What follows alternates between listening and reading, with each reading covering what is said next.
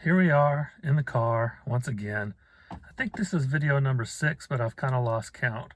So far, I've gotten one viewer on all of the videos that I've posted so far, and one comment from that one viewer.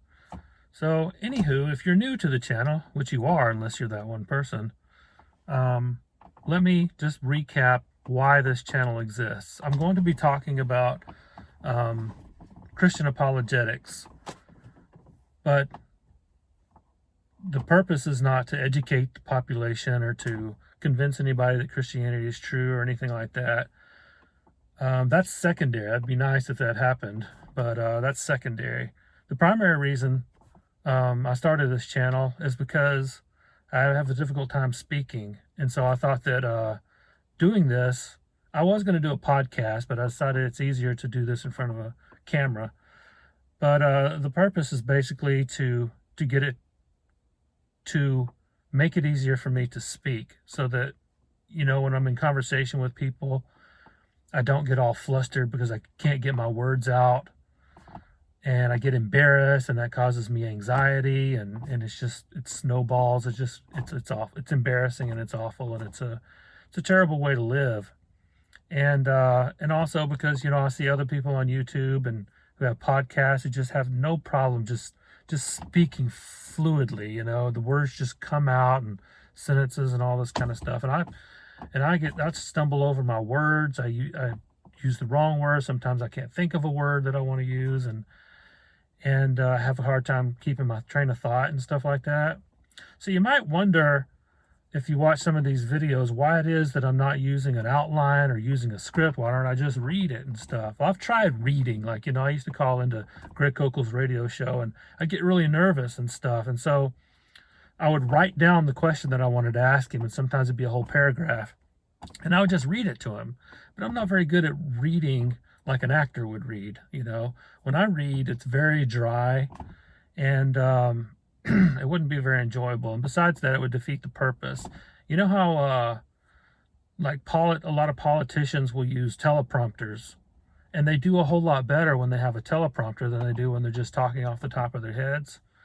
Well, that's kind of what I was thinking too. If I had a script to go by, or an outline or something like that, sure, it might make it easy, but it would kind of defeat the purpose of what I'm trying to accomplish here, which is just the ability to have conversations and speak and stuff. And so that's why I'm doing this all off the top of my head. Now, there's going to be 2 parts to this whole series. The first part is going to be almost all philosophical stuff. You know, I'm going to talk about epistemology. I'm going to talk about naturalism, the existence of the soul, the existence of God, things like that. All of that stuff is pretty easy to do off the top of your head, with the exception sometimes you got to organize your thoughts and stuff. But it may be more difficult to do that when I get to the historical stuff, because with the historical stuff, you know, you have to look at written records, and that's going to be kind of hard to do if I don't cite my sources and quote from sources and things like that. So I may have to have some notes when I get to the historical part, but for now, I'm doing this all off the top of my head. So with that being the case, let me get into today's topic. And I will put a timestamp in this in case you want to skip all the introductory stuff. Okay, so today's topic, last time I talked about skepticism and the problem of the criterion, and how Methodists deal with it differently than particularists deal with it and stuff like that. And in particularism, you start with clear case items of knowledge. That's just kind of your starting point in epistemology. But those clear case items of knowledge are not necessarily the foundation of your knowledge. And what I want to talk about today is the foundation of your knowledge. And let me explain what I mean by that. Most of the things that we know in our day-to-day lives are the things that we believe. We believe on the basis of inferring them from something else we know or believe. Like, I believe that today is Saturday because for reasons I was about to say, because I looked at a calendar, but I really didn't. I don't know how I know today's Saturday. Okay, well, most of the things you believe, it's because of something else you believe. But it can't be the case that everything we know or believe on the basis of inferring it from something else we know or believe. Because if it were, we would get into an infinite regress. you ask me how I know such and such, I would say, well, this and such. Well, how do you know this and such? Well, because of I saw it. Well, how do you know you saw it? Etc. So basically, if we got ourselves into an infinite regress, then we couldn't know anything, because being a mortal person, having existed for a finite amount of time, there's no way you could have completed a beginningless. You can't know an infinite number of things. And so if you know anything at all, there must be some things you know that you did not infer from something else. There must be something that sits at the foundation of your knowledge that's not inferred from anything else, not proved or whatever. And I think book 4 of Aristotle's Metaphysics, he said, like in the first paragraph or something, he said, not to know what things require demonstration and what things do not require demonstration argues want of education or lack of education. And so what he's saying there is that there's some things that should require demonstration and other things that should not require demonstration. And an educated person ought to know the difference.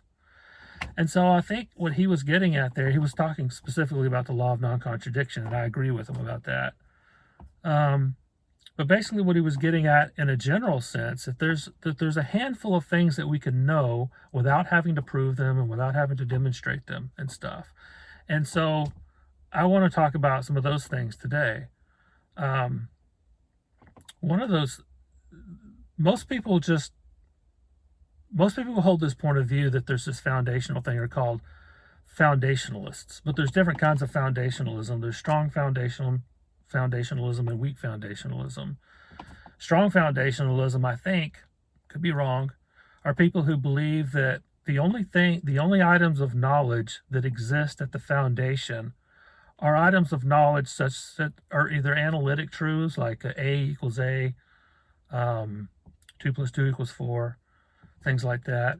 Things that their denial entails a contradiction. A weak foundationalist believes that there are more items of knowledge, things that are not necessary truths, they're not analytic truths, and it's possible for them to be false. And I'm a weak foundationalism. I think there's a few things. And so as I've thought about this, I realize that you can break these foundational items of knowledge into 3 different categories. The first category is knowledge of our subjective experience. For example, I know right now that I'm seeing what I take to be iPhone in front of me. I could be mistaken that there actually is an iPhone, because it's possible that I'm dreaming it, or I'm plugged into the Matrix or whatever. Maybe there's no iPhone there at all. Maybe there's no spoon. But what I can't be mistaken about is that I'm perceiving what I take to be an iPhone. So and I don't infer that I'm perceiving it from something prior. I don't reason my way into belief that I'm perceiving a phone. I just know it because I have direct and immediate access to the content of my own thoughts or perceptions or whatever. You know, if you drop a brick on my foot and it hurts, I will know that I'm in pain because I have direct and immediate access to the pain. I can feel it. And I know what I'm thinking, feeling, experiencing, blah, blah, blah. And so that's one category. The other category is those analytic truths and a priori truths and things like that. And that includes things like the laws of logic, which I'm going to go into detail later about. Geometry and math. I see math, logic, and geometry as kind of 3 horns on the same goat, because they all kind of have this necessity about them that entails that there are logical relationships between certain types of things. Like there are logical relationships between numbers. If you take a 2 and you add it to another 2, you're going to get a 4. And if P then Q and not Q, therefore not P. Or if Jim is taller than Dan, Jim is taller than Dan, and Dan is taller than Bob, then Jim is taller than Bob. That's just, and these relationships, you can just kind of see them if you think about them. If I asked you, if I said all men are mortal and Socrates was a man, what could you conclude about Socrates? Well, you could conclude that he's mortal. If all men are mortal and Socrates is a man, It follows that Socrates is mortal. Well, how do you know that that relationship is true? You can just kind of see it. If you just reflect on it and you can think it. This is what philosophers call knowledge by intuition. And whenever this subject comes up, I'm always a little bit reluctant to use the word intuition, because when you use the word intuition, people get the wrong idea about what you're talking about. Because usually on the street, when you say intuition, people think you're talking about a gut feeling about something, or just your impression or whatever. And intuitions can go awry. Quantum mechanics is very counterintuitive in that sense, and yet it's true. But that's not what I'm talking about, or that's not what most philosophers are talking about when they use the word intuition either. What intuition means in this context is immediate knowledge upon reflection. In other words, by immediate, it means the knowledge as soon as you reflect on it, as soon as you just understand the relationship between 2 and 4, then you immediately see that it's true. So it's just immediate knowledge upon reflection. You don't reason your way to it. You don't infer it from something else. And geometry is like that too. I mean, imagine we're in flat Euclidean space-time. I have to say flat Euclidean because whenever I've used this example in the past, people always say, well, what if you bend the space-time continuum? Well, let's not bend the space-time continuum. Let's assume it's flat. If you got 2 straight lines that intersect each other, the opposite angles are going to be equal. This angle is going to be equal to this angle. And that's just something you can see. And you don't have to go out there and test it in the real world. You don't have to go out there and measure angles. You can just see it. And if you think about it carefully, there are other things like the interior angles of a triangle are always going to be 180 degrees. And it doesn't matter how big one side is in relation to another side or whatever. As long as it's a triangle, the interior angles are always going to be 180 degrees. Now, just because these are necessary truths and you can see them doesn't mean that everybody is going to see them as clearly as everybody else, because there are some things that are every bit as necessary as these basic principles, but they're not as easy to see just by reflecting on them. Like, for example, it's much easier to see that the opposite angles are going to be equal in this scenario than it is to see that the interior angles of a triangle are 180 degrees. And take the Pythagorean theorem. When I was a kid, I didn't understand why the Pythagorean theorem was true. I just kind of memorized it. I took the teacher's word for it, and I did my math problems, and I got them right. But I didn't really understand why it had to be the case. And it wasn't until it was bothering me one day, and I got out a piece of paper, and I started drawing triangles, and I worked it out, and I did the math and stuff, and I figured out why it was true. And once I realized why it was true, it just kind of clicked. The light bulb went on. And it was no longer a situation where I was memorizing. I saw intuitively that it was true. Let me talk about some of the basic laws of logic. There are 3 basic laws of logic. There's I'm talking about formal logic here. I know every time, this is another thing. Whenever I bring up the subject of logic and the necessity of logic and the absurdity of denying logic, people say, what about fuzzy logic? What about other kinds of logic? Well, I'm not talking about those other kinds of logic. I'm talking specifically about formal logic, the 3 basic laws of logic, and the laws of deductive inference. There's the law of identity. A equals A, which means everything is identical to itself. Everything is itself. Superman is identical with Clark Kent. The morning star is identical with the evening star. They're both the planet Venus. So, that's the law of identity. The law of excluded middle says that either A or not A. In other words, for any meaningful statement you can make, it's either true or it's not true. Then there's the law of non-contradiction. 2 statements that contradict each other cannot both be true at the same time and in the same sense. This law of non-contradiction is really fundamental for everything we know or believe or think, or just it's fundamental to the entire existence. In Aristotle's book that I mentioned earlier on the metaphysics, he makes the point that the law of non-contradiction is one of those things that should not require demonstration. It's something you can just see, just think about it, and it's obvious. I mean, all of us are instinctively aware of the fact that whenever we see a contradiction, we know that we're in the presence of some kind of error. Some kind of mistake has been made. If somebody contradicts themselves, they're lying. If something you believe contradicts some fact in reality, then you know that belief is false. And so the law of non-contradiction can't be proved, because in order to prove anything, you have to presuppose the law of non-contradiction. And the reason for that is because there couldn't be any kind of meaningful speech without the law of non-contradiction. Take the statement, for example, that there are cookies in the cookie jar. Let's go back to that. Now imagine that we didn't have the law of non-contradiction, in which case it's possible for two contradictory statements to both be true at the same time and in the same sense. If that were the case, then it would be possible for there to be cookies in the cookie jar, even if there were not cookies in the cookie jar. So if both of those are possible, and if I tell you there are cookies in the cookie jar, what am I communicating to you? Are there cookies in the cookie jar or not? Well, unless I'm excluding as true the statement that there are no cookies in the cookie jar, the statement that there are cookies in the cookie jar is just a meaningless statement. And likewise, any statement you can make is a meaningless statement unless you're presupposing the law of non-contradiction. So anything anybody says presupposes the law of non-contradiction. And with that being the case, it's impossible to disprove the law of non-contradiction, because you would have to assume it's true in order to prove it's not true, which would just get you you would just be arguing incoherently. People call that a self-refuting argument, when your argument undermines itself. It's a self-refuting argument. And a self-refuting statement is a statement that undermines itself. You know, those statements are false too. For example, if I said,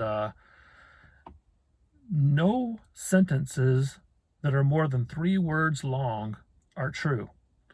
Well, that sentence itself was over 3 words long. So if no sentences over 3 words long were true, well, that statement itself cannot be true. So that's a self-refuting statement. And there are lots of things. The claim that there are no truths is also a self-refuting statement. So this video has gone on longer than I meant to. I was going to go into some more detail about deductive reasoning, but I think I'm going to save that for another video. Well, let me say just a little bit about that third category. That third category includes things like our knowledge that our senses are giving us true information, about an external world that actually exists. This is how we can know anything in the external world. Without that, but that's not something that can be proved, because it's always possible that you're plugged into the matrix, or you could just be a mind, a disembodied mind, and everything you're seeing around you is just perception that exists in your mind. You're not seeing anything directly. That's possible. So with that being the case, how do we know that the external world exists? Well, it seems to me, I'm a common sense realist. I think the most rational position to hold in almost any situation is you should assume the world is the way it appears to be, unless you have good reason to think otherwise. Now, sometimes there are good reasons to think otherwise. Like you stick a fishing pole down in the water and it looks like it's bent, but you have good reason to believe it's not bent. So there's a situation where appearance is not reality. And there's lots of things in quantum physics where sometimes the way things appear to be are not the way they really are. But in general, as a general principle, you should take things the way they appear to be unless you have reason to think otherwise. Now, if you think about it, even in situations where we discover that appearance is not reality, the only reason we came to that conclusion is because of appearance. How do you know that that fishing pole is not bent? Well, it's on the basis of observation. You pull it out, you see it's not bent, you study it, you shine light, you find out that the light bends when it hits water. You discover this through observation. Well, if you couldn't rely on observation, you couldn't have made that discovery, so you couldn't have discovered that things are pretty much the way they appear to be. So if it weren't for our knowledge of the external world, nothing we knew about science or physics or experience or anything would have any validity. But if you're reasonable people, there are people who claim that it's all an illusion or something, but most of us don't. If we're totally honest with ourselves, we believe in an external world. But since there's no way to prove it, then it must be the case that this is one of the basic items of knowledge we have that sit at our foundation. It's just kind of hardwired into our brains. We're just kind of hardwired to believe that our senses are giving us true information about the world. And likewise, consider the possibility that you just popped into existence a few seconds ago, complete with memories of a past that never actually happened. Even if you grant that possibility, that's no reason to think that there's no past. We have this intuitive awareness that our memories correspond to something that actually happened. In the same way our senses correspond to an external world, our memories correspond to a past that actually happened. And there's a bunch of other things that fit into this third category, and I really would like to talk to them, but this video is already 20 minutes long. Let me just list a few of them off the top of my head. There's the principle of induction, and that's how you can reason from past experience to future expectation. Or you perform experiment in the lab and you assume that, well, what held in the lab must also hold outside the lab. So basically it allows you to extrapolate from what you've experienced to what you haven't experienced. That's the principle of induction, or the future resembles the past. That's something that can't be proved because you would have to assume it in order to prove it. David Hume talked about that in his book, An Inquiry Concerning Human Understanding. He talked about it somewhere else too, I can't remember where. But then there's also Occam's razor, the existence of other minds besides your own, object permanence, the idea that ought implies can, that you cannot have a moral obligation if you're physically incapable of doing it. Like if you were duct taped to a tree, you couldn't be blamed for your inability to walk. Yeah, there's a bunch of things like that. Uniformity of nature, that's the term I was looking for. So that's all I'm going to talk about today. The next time I'm going to get into probably deductive reasoning, and I'm going to talk a little bit more about logic. Thanks for coming.